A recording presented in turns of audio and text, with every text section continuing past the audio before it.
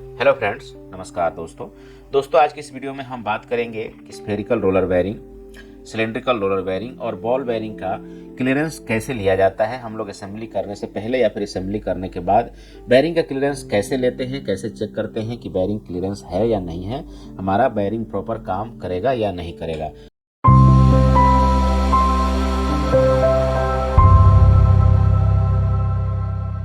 तो मेरे पास एक है सिलेंड्रिकल रोलर बेयरिंग जो कि आप यहाँ पर देख सकते हैं, एक है सेल्फ अलाइन बॉल बेयरिंग और एक मेरे पास है सेल्फ अलाइन रोलर बेयरिंग। इसको हम लोग स्फेरिकल रोलर बेयरिंग भी बोलते हैं।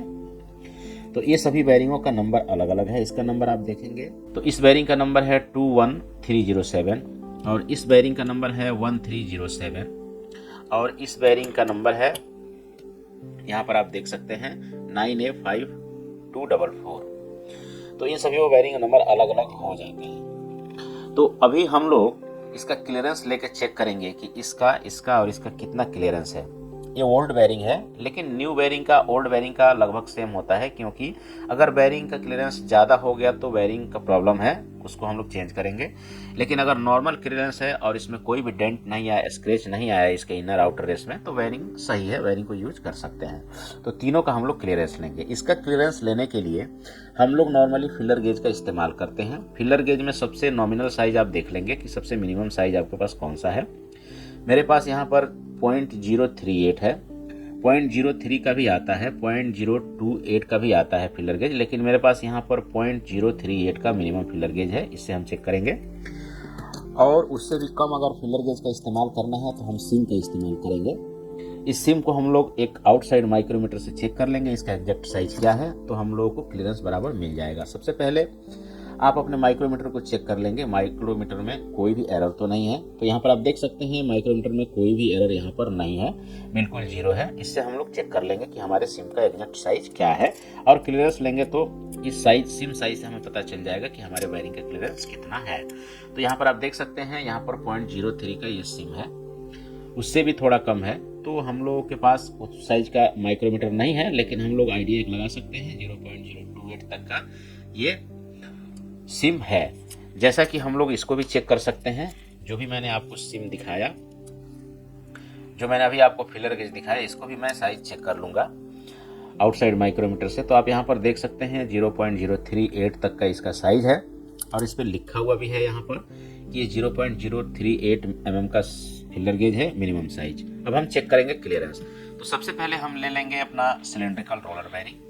सिलेंड्रिकल रोलर बेयरिंग के बिल्कुल रोलर के सामने हम लोग फिलर गेज को प्रेस करके अंदर करेंगे। अगर ये फिलर गेज यहाँ पे प्रेस होकर अंदर जाता है तो समझ लीजिए कि आपका क्लियरेंस 0.038 यानी कि 0.04 के आसपास है। अगर नहीं जाता है तो हम लोग दूसरा फिलर गेज इस्तेमाल करेंगे क्लियरेंस लेने के लिए। तो यहाँ पर आप देखेंगे ये बिल्कुल आसानी से चला गया, यानी कि 0.038 मिलीमीटर, यानी कि 0.04 तक यहाँ पर क्लियरेंस है। तो ये बेयरिंग हमारा नॉर्मल 0.03 का आता है। इसका मतलब ये बेयरिंग थोड़ा सा खराब हो चुका है, इसमें प्ले आ गया है। नए बेयरिंग को भी आप चेक कर सकते हैं, प्रोसीजर सेम होता है, चाहे वो नया बेयरिंग हो या पुराना बेयरिंग हो। तो अगर हम इसको निकाल करके देखेंगे तो यहाँ पर आप देखेंगे कि थोड़ा सा इसमें स्क्रैच आया हुआ है, यानी कि ये बेयरिंग थोड़ा सा खराब हो गया है, क्लियरेंस ज़्यादा हो गया है। किसी किसी बेयरिंग में 0.035 का क्लियरेंस भी आता है, लेकिन आप इसी प्रकार से क्लियरेंस चेक करेंगे जो भी आपका क्लियरेंस होगा। उसके बाद आता है हमारा सेल्फ अलाइंड बॉल बेयरिंग। इसको भी हम लोग फिलर गेज से चेक करेंगे क्लियरेंस कितना है। तो इसको भी चेक करने के लिए सेम हम लोग बॉल के सामने फिलर गेज को प्रेस करेंगे। अगर फिलर गेज आसानी से जाता है यानी कि इसका क्लियरेंस भी सेम है, अगर नहीं जाता है तब हम लोग दूसरे फिलर गेज का इस्तेमाल करेंगे, यानी इससे कम साइज का 0.038 मिलीमीटर से भी कम हम लोग फिलर गेज का इस्तेमाल करेंगे। तो मैं यहाँ पर एक सिम लिया हुआ है, जो मैंने अभी आपको साइज दिखाया। तो इसको मैं सबसे पहले कट करके फिलर गेज बनाता हूँ। तो यहाँ से हम कट कर लेंगे इसको बिल्कुल सही तरीके से, ताकि हमारा क्लियरेंस लेते टाइम कोई भी इसमें बल्जिंग ना हो, डेंट ना हो, नहीं तो हमारा क्लियरेंस बेयरिंग का बराबर नहीं आएगा। इसको आप हाथ से भी कट कर सकते हैं, ये बिल्कुल नॉर्मल सिम होता है, बिल्कुल पेपर की तरह। पेपर को भी हम लोग चेक कर लेंगे। तो इस तरीके से आप इस तरह से आप सिम को फाड़ भी सकते हैं, बिल्कुल आसान तरीके से। लेकिन मैं यहाँ पर कट करूँगा, क्योंकि अगर हम हाथ से इसको क्रैक करेंगे तो इसमें डेंट आ जाएगा, तो इसलिए हम इसको कैंची से काट लेंगे। उसके बाद आप देख सकते हैं यहाँ पर मैंने एक साइड से कटिंग किया, दूसरे साइड से भी हम लोग इसको कट करके बिल्कुल प्लेन कर लेंगे।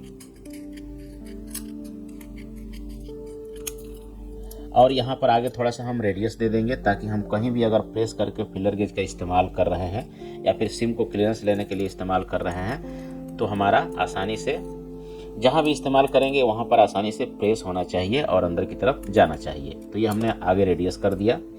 रेडियस करके अब हम इसको चेक करेंगे। तो ये हमारा है सेल्फ अलाइन बॉल बेयरिंग, इसको हम चेक करेंगे। तो यहाँ पर हमारा बॉल है और बॉल के बिल्कुल सामने इसको हम प्रेस करेंगे।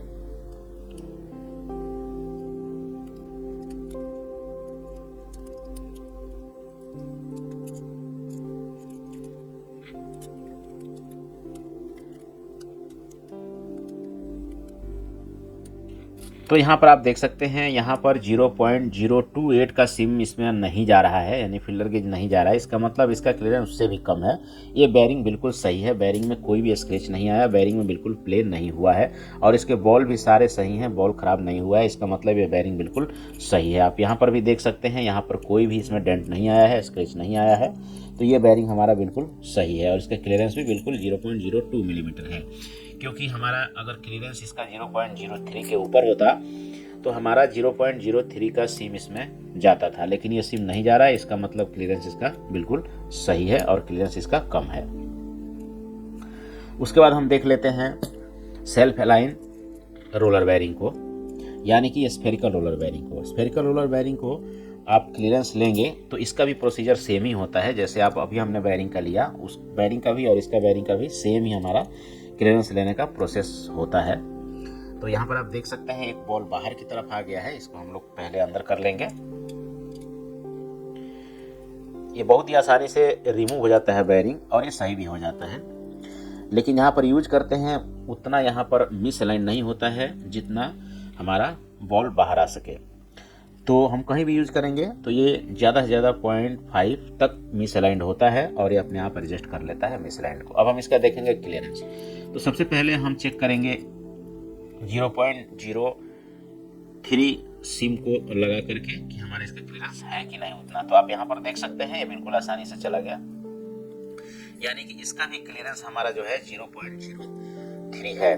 तो हम बिल्कुल बॉल के सामने यहाँ पर लगाएंगे। ये हमारा बॉल है और बॉल के सामने हम यहाँ पर फिलर गेज लगा के चेक करेंगे। तो सभी बेयरिंगों का लगभग रोलर बेयरिंग, बॉल बेयरिंग और cylindrical roller bearing, spherical roller bearing, सभी बॉल बेयरिंगों का या फिर रोलर बेयरिंगों का सेम प्रोसेस होता है क्लियरेंस चेक करने का। तो इस तरीके से आप आसानी से चेक कर सकते हैं क्लियरेंस आपका बेयरिंग सही है या नहीं है। और इसको प्रेस करके जब हम अंदर की तरफ कर देंगे उसके बाद हम बेयरिंग को रोटेट करेंगे तो बेयरिंग रोटेट नहीं होगा, क्योंकि हमारा जो क्लियरेंस है वो यहाँ पर इतना ही है। आप यहाँ पर देख सकते हैं ये रोलर रोटेट होने में बहुत प्रॉब्लम हो रहा है। इसका मतलब क्लियरेंस हमारा बिल्कुल सही है, कोई दिक्कत नहीं है। पुराना बेयरिंग है लेकिन नया बेयरिंग का भी सेम क्लियरेंस लिया जाता है। तो इस तरह से हमारे किसी भी बेयरिंग का क्लियरेंस लिया जाता है। ज़्यादातर हम लोग स्फेरिकल रोलर बेयरिंग को अगर एडाप्टर स्लीव लगा के इसको प्रेस करके अगर टाइट करते हैं, टेपर बुश वाला बेयरिंग चकनट लगा के, तो उस कंडीशन में इसका क्लियरेंस लिया जाता है। क्योंकि अगर ज़्यादा टाइट हो गया हमारा बेयरिंग का नट तो क्लियरेंस बिल्कुल कम हो जाएगा और बेयरिंग नहीं चलेगा, जल्दी बेयरिंग खराब हो जाएगा। तो मुझे उम्मीद है दोस्तों कि आपके समझ में आया होगा कि बेयरिंग का क्लियरेंस कैसे लिया जाता है किसी भी रोलर या फिर बॉल बेयरिंग का, और उसको कैसे यूज किया जाता है। अगर वीडियो समझ में आया हो तो वीडियो को लाइक करें, शेयर करें, और अगर आपके मन में कोई क्वेश्चन है तो आप कमेंट कर सकते हैं। Thank you.